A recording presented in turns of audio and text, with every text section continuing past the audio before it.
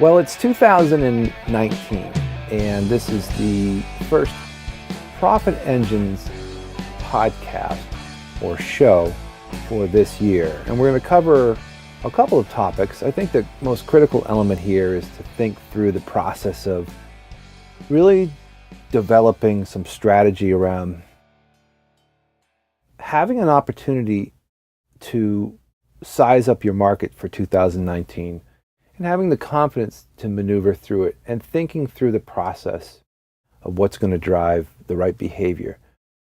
This is the time of year, especially as a busy agency like our Practice Bloom and Customer Bloom retail outlets for basic services in the internet marketing space, become overwhelmed with people looking to start anew their process of determining their marketing strategies.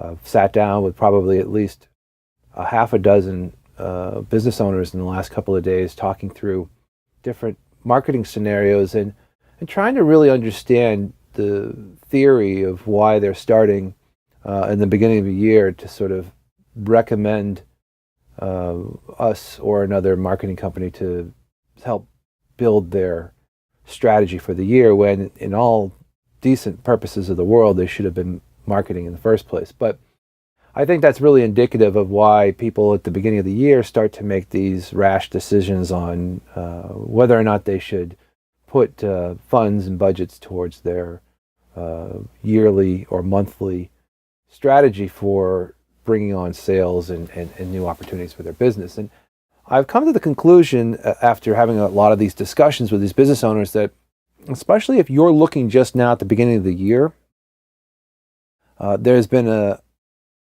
mistake in your calculations, because the year has already started and you should have been planning the last couple of months in order to get started for this year. So when we're talking to business owners and they're looking to get their activity started and they're chomping at the bit, it takes a while to things to come to fruition. It's not like you just snap a finger and all of a sudden patients or customers show up. So the challenge is always, when you start a new year out in this particular case, is how do you think through the models to correctly attune your marketing strategies to get the most out of the budget. And that's what we mainly come into the sort of full picture for a lot of business owners, is to help them figure that out. And I would look back on the previous year and consider your revenues, and then take 10% of your revenues and consider that your marketing budget. That's the easiest way to do it. And it's interesting when you have these conversations, when especially I've had two today alone, when people don't have the confidence to put 10% of their budget, of their revenue, into the marketing budget to reinforce the strategy around how they got there in the first place. And it's amazing to me that at this point, we look at some of the business owners gripping with what they're going to do this year, and we're already in the first week of the year, where they should have been planning a budget based off of last year's strategy somewhere in mid-December, so that they could get off and running the first of the year. So it's almost as if it's a month behind strategy for a lot of folks. So I'd implore you, the further you wait to continue to think through what you're going to do with your marketing strategy or your sales strategy for the year, the longer you're delaying the ability to capture customers and new patients and whatever your market may be, because you're delaying the process of actually making decisions. And that's the point of this podcast, is that the critical component is not overdoing your strategies, not overthinking your strategies, but really literally making decisions to start.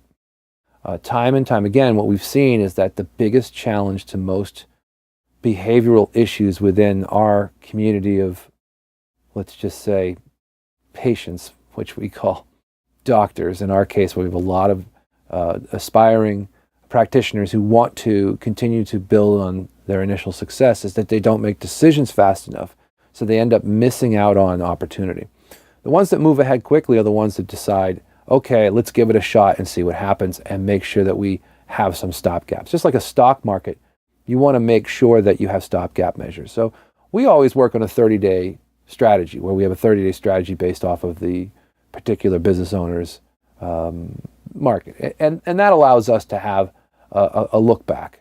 You can always adjust, but if you don't start, you don't get anywhere. And we see this continually.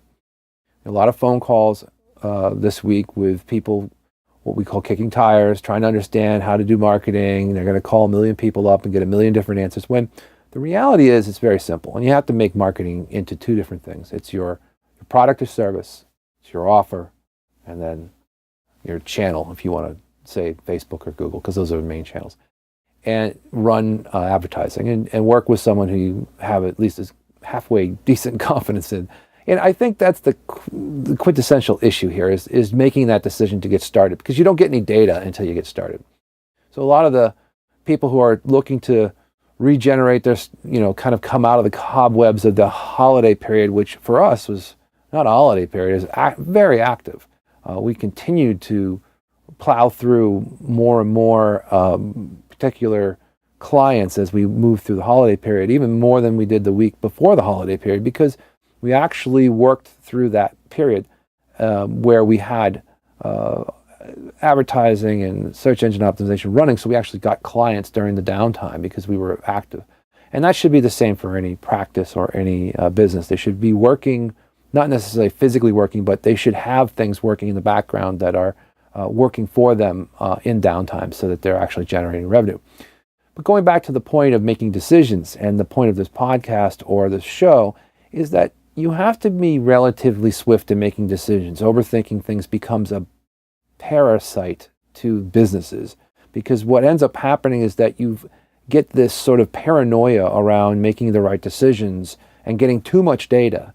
And then that ends up becoming your nemesis.